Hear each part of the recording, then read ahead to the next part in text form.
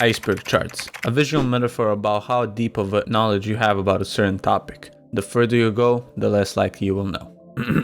If you have been on the internet in the past few years, you would have come across videos or posts like these from pretty much any single piece of media. From your animes, to your TV shows, to music, to historical events, space, geography, lost media, conspiracy theories, philosophy, and many, many more. Pretty much, if you're interested in anything, there is an iceberg chart that is going into detail about everything and anything there is to talk about. And these videos are massive. From the view count, to the length, to the list of things to talk about, I mean, this genre of internet culture is insane. But I always wondered, where did this come from?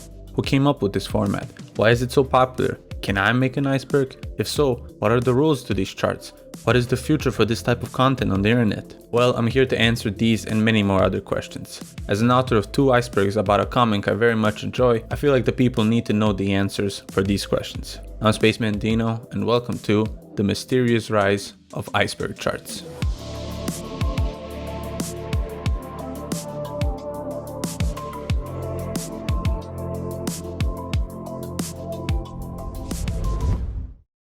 The term iceberg is just a metaphor for a certain topic to be discussed in a deeper length, a way to explain the levels of certain things and how much we know about it, or how much we don't know about it. So we may never know the exact first time the term has been used in a way that is known today, but the first documented use of the iceberg metaphor was used more than 100 years ago. Now, a lot of sources would like you to believe that the beloved American psychologist Sigmund Freud was the one who came up with this idea in around 1915, but he never mentioned that he came up with it, or he never published that work. And what is most likely the case, that the inventor was a man named Granville Stanley Hall, with his first documented piece of the metaphor in his book Founders of Modern Psychology, that was published in 1912. But later on in the story, you can see that Mr. Freud will be credited later on with the invention of it. But just so you know, he wasn't the one who created it, he just popularized it. Many other philosophers would also use iceberg analogy to describe their work in the 1920s and plus, but it was mostly used on just that, for them to explain their theories and ideas, and a way to express how little we know about certain topics, whether it be anxiety, depression, stutter, consciousness, and many more other things.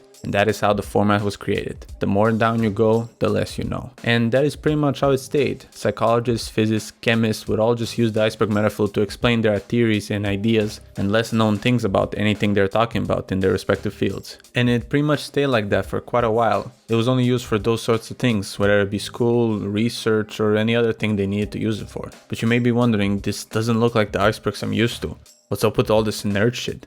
How does the iceberg about consciousness come to the iceberg about Spider-Man, conspiracy theories, and TikTok? Well, let me get to that. See, the origin of icebergs on the internet came from a very specific website that has been quite popular over the last couple of years. A site with various communities, many interests, a lot of subcultures where people talk about anything and everything imaginable. With a lore so deeply, it goes a lot more in depth than just the iceberg itself. Of course, the site I'm talking about is 4chan.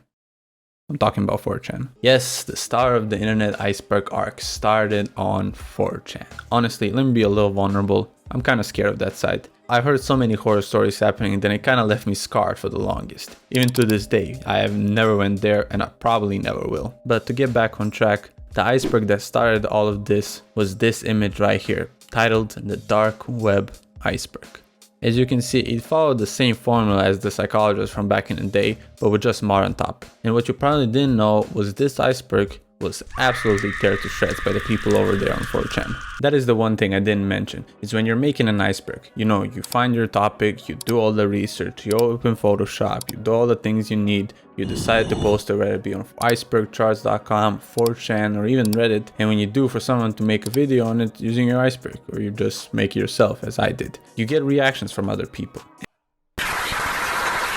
And some people may like it and give you praise and tell you, hey man, good job, nice iceberg. Well, see, with this one, it was the other way around. People on 4chan did not like it. Called it trash, lazy, zero research put into it, and the people weren't pleased, which proposed a quote-unquote fix that was this one. And to me, I think that is how it snowballed to people making other types of icebergs on 4chan. And the iceberg wave started into the dozens, probably even the hundreds of icebergs. It went from just a single image with random things on the screen with no real definition to having images on the side depicting on the depth of it. And as you can see, it was specifically this image that was used for 99% of them because it was the cleanest, nicest, and the best looking picture at that time. It was created by this man right here named Ralph Clevenger, who is just your local photographer. And I hate to be the bearer of bad news, but this image is fake. And when asked about it, he said, "This image is composed of 4 separate pictures. The shot of the clouds was taken here in Santa Barbara, so was the underwater. I took the picture of the top part of the iceberg in Antarctica when I was there on an assignment. I took the picture of the bottom part of the iceberg in Alaska above water. I just cut out a section of an iceberg and then flipped it and put it underwater. It was really that blue though. We didn't color it on anything. The digital guys put it together." Craig Arness, who ran the stock photo agency I work for, told me to research what a real iceberg would look like, the physics of it, how it would float in the water, so we could get it accurate. This is pretty early in the days of Photoshop. We created what at the time was an enormous file, 8 megapixels. This is Mr. Clevenger's most famous piece, netting him almost $1 million in licensing fees, which is not a bad payday. But back on 4chan, it started a ginormous wave on that side that lasted for years. But that was pretty much it. It was just on 4chan. There was nowhere else you can find it. It got on Reddit around the 2016 mark with a post by Fabulous Mustache. Even the OP questioned why no one has posted here. And that was it. For nearly 3 years, it was just that. A wave on 4chan with a set foundation of what that thing is. A dead subreddit and a website for it that you wouldn't even know if you weren't aware of icebergs. Until June 25th, 2020, where the user Mishkaz uploaded a video right here on YouTube titled "The Super Mario 64 Iceberg Explained." Now, Super Mario 64 has been a game that has been out for almost 25 years, with a cult-like fanbase that have been obsessed with it since its release. So the creator thought it would do pretty good, some people will like it, maybe it'll help out my channel, but I'm sure as shit he wasn't expecting what was about to happen. This video absolutely blowing up icebergs from a niche 4chan thing into a massive trend all over the internet, with people making all sorts of iceberg charts and YouTubers making videos on said charts.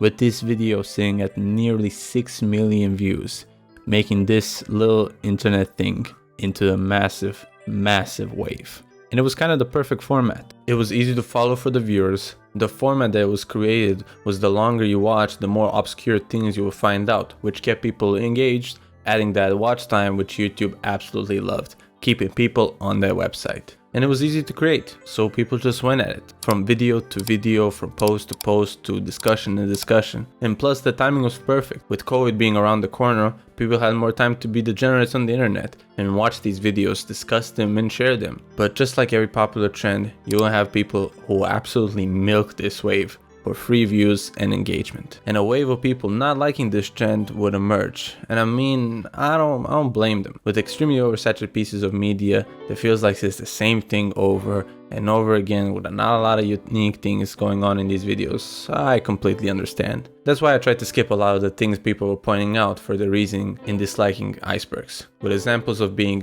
long ass intros explaining what an iceberg is and how the format works. Like, dude, we get it, just get to the point. Stealing from Reddit and just copy and paste it into a YouTube video. Not actually knowing some of the things in the iceberg and hitting the classic, "Oh, sorry guys, I don't know what this is." And it's just a bunch of other bullshit, but you know, haters gonna hate. But in the end, these videos are harmless and people would hate on anything that is popular, so yeah. And that's where we are, how we came about and how we got here. That is how the iceberg trend emerged, how it got popular on the internet, and how it got popular everywhere. As always, I'm Spaceman Dino. Hope you enjoyed.